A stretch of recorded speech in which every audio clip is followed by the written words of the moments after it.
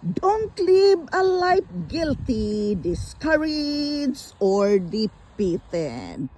This is just a reminder to each and every one of us because many times we are feeling guilty, discouraged, and defeated. But remember, this is the work of the enemy.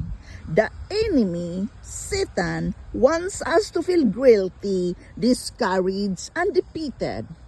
You have to turn around that feeling using positive words to yourself, using gratitude. Thank you that I can choose to live in life, to be happy, to enjoy this day. I must believe and receive the free supply of joy that God have for me. That you have to say to yourself.